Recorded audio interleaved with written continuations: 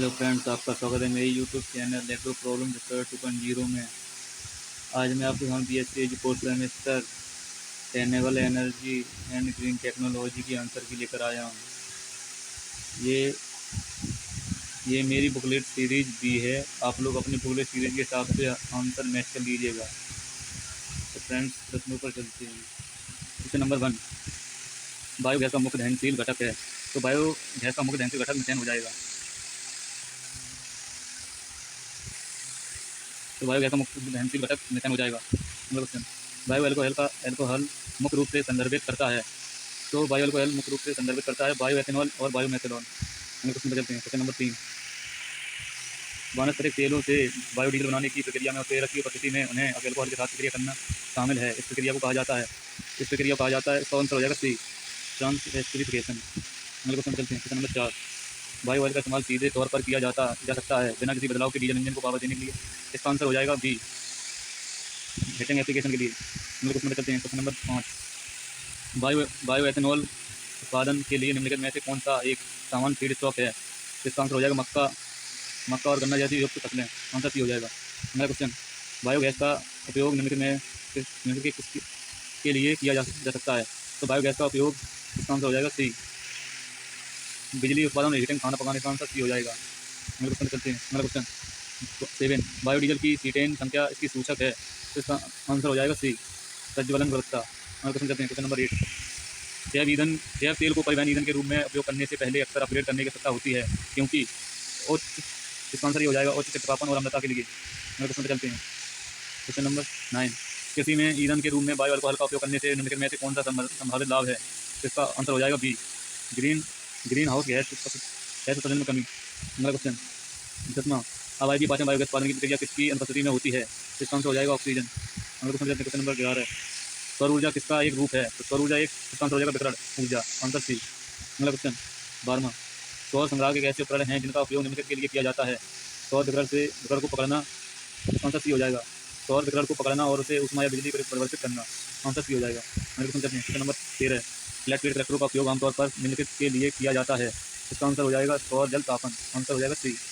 आज के इस बुकलेट सीरीज के पेपर में ज़्यादातर आंसर सी हैं। तो जिन लोगों ने जो सी वाले पर मतलब सी आंसर पर कॉमन सेंस लगाकर किया होगा उनका आंसर सही चला जाएगा। अगले क्वेश्चन चलते हैं। क्वेश्चन नंबर 14, संकेंद्रित और संग्राहक दर्पण या लेंस का उपयोग करते हैं। तो इसका आंसर हो जाएगा बी, सूर्य को एक छोटे रिसीवर पर केंद्रित करने के लिए। आंसर बी हो जाएगा इसका। अगले क्वेश्चन पर चलते हैं। Question number 15, photovoltaic PV cell सूर्य के प्रकाश को सीधे रूप में परिवर्तित करती है। इसका आंसर हो जाएगा डी, बिजली, इलेक्ट्रिसिटी। अगले क्वेश्चन पर चलते हैं। क्वेश्चन नंबर 16, सौर ऊर्जा का उपयोग कृषि में निम्नलिखित के लिए किया जा सकता है। इसका आंसर हो जाएगा सी, सिंचाई, सुखाने, हीटिंग, बिजली उत्पादन के लिए। आंसर सी हो जाएगा इसका। अगले क्वेश्चन चलते हैं। क्वेश्चन नंबर 17, कृषि में सौर ऊर्जा के उपयोग का मुख्य लाभ निम्नलिखित में से कौन सा है। इसका आंसर हो जाएगा सी, डी, मौसम की परवाह किए बिना निरंतर खेती करना। अगला क्वेश्चन, क्वेश्चन नंबर 18, सौर संग्राहक की दक्षता निम्नलिखित कारकों से प्रभावित होती है। इसका आंसर हो जाएगा सी, सौर विकिरण तीव्रता और संग्राहक का डिजाइन। अगला क्वेश्चन 19, फोटोवोल्टिक प्रणाली में कई सौर सेल एक साथ मिलकर निम्नलिखित बनाते हैं। इसका आंसर हो जाएगा बी, सौर मॉड्यूल या पैनल। अगला क्वेश्चन 20, सौर ट्रैकर्स का उपयोग निम्नलिखित के लिए किया जाता है। इसका आंसर हो जाएगा सी, सूर्य की गति का अनुसरण करने के लिए सौर पैनलों का उन्मूलन करना। अगले क्वेश्चन में चलते हैं। क्वेश्चन नंबर 21, सौर जल हीटर और सौर ऊर्जा का उपयोग निम्नलिखित कार्यों के लिए करता है। इसका आंसर ये हो जाएगा, पानी गर्म करने के लिए, बिजली उत्पन्न करना। नहीं, इसका आंसर सी हो जाएगा, बी हो जाएगा, बी, सौर विकिरण के उपयोग करके सीधे पानी को गर्म करना। आंसर बी होगा इसका। अगले क्वेश्चन 22, सौर जल हीटर की दक्षता निम्नलिखित कारकों पर निर्भर करती है। तो इसका आंसर हो जाएगा सौर विकिरण की तीव्रता और कलेक्टर का प्रकार। आंसर बी हो जाएगा इसका। अगले क्वेश्चन चलते हैं। क्वेश्चन नंबर 23, सौर कुकर विशेष रूप से उन क्षेत्रों में फायदेमंद है। इसका आंसर हो जाएगा बी, पारंपरिक ईंधन तक सीमित पहुंच। इसका आंसर भी हो जाएगा। अगला क्वेश्चन 24, प्लेट कलेक्टरों की तुलना में इनक्यूएटेड ट्यूब सोलर वाटर हीटर में आमतौर पर दक्षता होती है। इसमें हो जाएगा अधिक। अगले क्वेश्चन चलते हैं। क्वेश्चन नंबर 25, कृषि में सौर सुखाने का उपयोग निम्नलिखित के लिए किया जाता है। इसका आंसर हो जाएगा बी, नमी को हटाकर किसी उपज को संरक्षित करना। आंसर भी हो जाएगा इसका। अगला क्वेश्चन 26, जल शोधन के लिए सौर आसवन के पीछे मुख्य सिद्धांत है।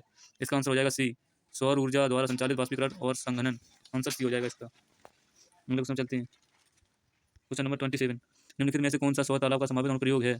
इसका आंसर बी हो जाएगा, विभिन्न अनुप्रयोगों के लिए कम ग्रेड गर्मी प्रदान करना। आंसर बी हो जाएगा इसका। अगले क्वेश्चन में चलते हैं। क्वेश्चन नंबर 28, सौर आसवन विशेष रूप से निम्नलिखित में से उपयोगी है। इसका आंसर हो जाएगा बी, खारे या दूसरे पानी वाले शुष्क और अर्धशुष्क क्षेत्र। आंसर बी हो जाएगा इसका। अगला क्वेश्चन 29, किस उपज के लिए सौर सुखाने का उपयोग करने का निम्नलिखित में से कौन सा लाभ है?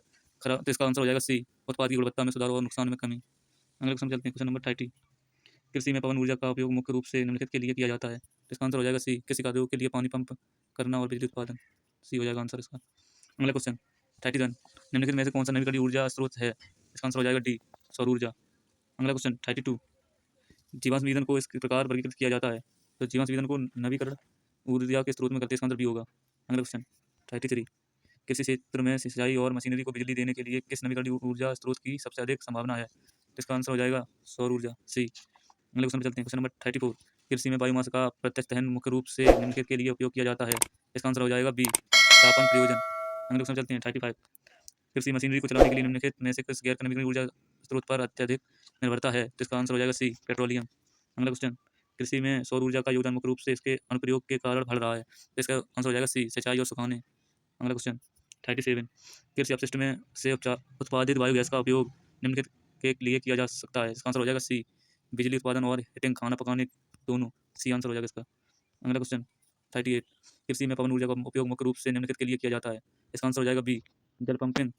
आंसर इसका बी हो जाएगा, जल पंपिंग। बी हो जाएगा जल पंपिंग और बिजली उत्पादन। सी बी आंसर हो जाएगा इसका। अगले क्वेश्चन चलते हैं 39, कृषि में नवीकरणीय ऊर्जा स्रोतों का उपयोग करने का प्राथमिक लाभ निम्नलिखित में से कौन सा है? इसका आंसर हो जाएगा सी, ग्रीन हाउस गैस उत्सर्जन में कमी। ग्रीन हाउस गैस उत्सर्जन में कमी। अगला क्वेश्चन 40, कृषि क्षेत्र में जल विद्युत का मुख्य योगदान क्या है? इसका आंसर हो जाएगा बी, सिंचाई के जल के लिए जल प्रबंधन। अगला क्वेश्चन 41, बायोमास से जैव ईंधन उत्पादन के लिए निम्नलिखित में से कौन सा एक समान फीड स्टॉक है? इसका आंसर हो जाएगा सी, फसल अवशेष। अगला क्वेश्चन पर चलते हैं, क्वेश्चन नंबर 42, बायोएथेनॉल मुख्य रूप से किसके किण्वन के माध्यम से उत्पादित किया जाता है?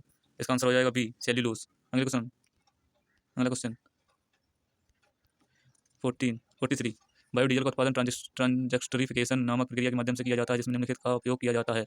इसका आंसर हो जाएगा बी, वनस्पतिक तेल या पशु वसा। अगला क्वेश्चन 44, बायो ऑयल जिसे पायरोलिसिस ऑयल के नाम से भी जाना जाता है, बायोमास को निम्नलिखित की अनुपस्थिति में गर्म करके बनाया जाता है। इसका आंसर हो जाएगा सी, ऑक्सीजन।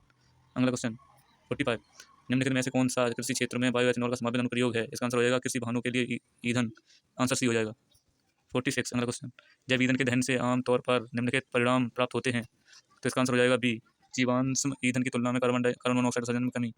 अगला क्वेश्चन, निम्नलिखित में से कौन सा बायोमास स्रोत आमतौर पर जैव ईंधन उत्पादन के लिए उपयोग नहीं किया जाता? तो इसका आंसर हो जाएगा डी, ग्रेनाइट चट्टान है। अगला क्वेश्चन 48, जैव ईंधन की ऊर्जा सामग्री आमतौर पर पारंपरिक जीवाश्म ईंधन की तुलना में होती है। तो इसका आंसर हो जाएगा बी, कम। अगला क्वेश्चन 49, बायोएथेनॉल उत्पादन के लिए सेल्यूलोसिक बायोमास को क्रिबनीय शर्करा में परिवर्तित करने के लिए किस प्रक्रिया का उपयोग किया जाता है? तो इसका आंसर हो जाएगा सी, हाइड्रोलिसिस। अगला क्वेश्चन पर चलते हैं 50, जैव तेल को संभावित रूप से उन्नत करके निम्नलिखित का उत्पादन किया जा सकता है। इसका आंसर हो जाएगा सी, परिवहन ईंधन। अगला क्वेश्चन 51, किस प्रकार के बायोगैस संयंत्र में आमतौर पर एक निश्चित गुंबद और एक परिवर्तनीय गैस भंडारण स्थान होता है? इसका आंसर हो जाएगा ए, फ्लोटिंग ड्रम प्रकार। अगला question 52, floating drum biogas plant में गैस को कहाँ संग्रहित किया जाता है? इसका आंसर हो जाएगा बी, एक चल ड्रम जो घोल पर तैरता है। आंसर बी हो जाएगा इसका। अगला क्वेश्चन 53, गैसीफायर का प्राथमिक उद्देश्य बायोमास को निम्न में परिवर्तित करना है।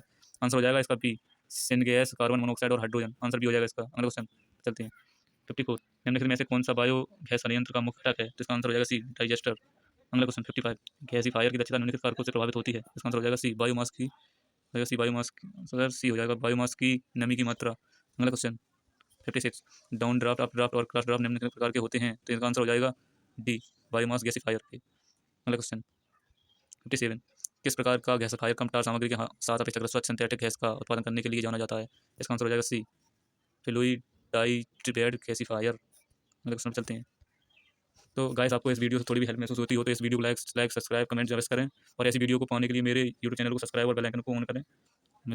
चलते हैं अगले क्वेश्चन पर। क्वेश्चन 58, बायोगैस संयंत्र में अवायवीय पाचन प्रक्रिया मुख्य रूप से क्या उत्पन्न करती है? इसका आंसर हो जाएगा सी, मीथेन और कार्बन डाइऑक्साइड।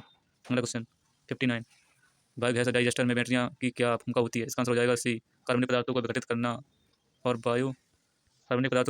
और बायोगैस का उत्पादन करना। अगला क्वेश्चन और लास्ट क्वेश्चन। फ्रेंड्स, ऐसे वीडियो मेहनत लगती है तो इसके लिए लाइक सब्सक्राइब कर दिया करो। अगला क्वेश्चन 60, कृषि में गैसीफायर से उत्पादित सिंथेटिक गैस का संभावित अनुप्रयोग निम्नलिखित में से कौन सा है? इसका आंसर हो जाएगा बी, आंतरिक दहन इंजन के लिए ईंधन। चैन दोस्तों, मिलते हैं अगली वीडियो में।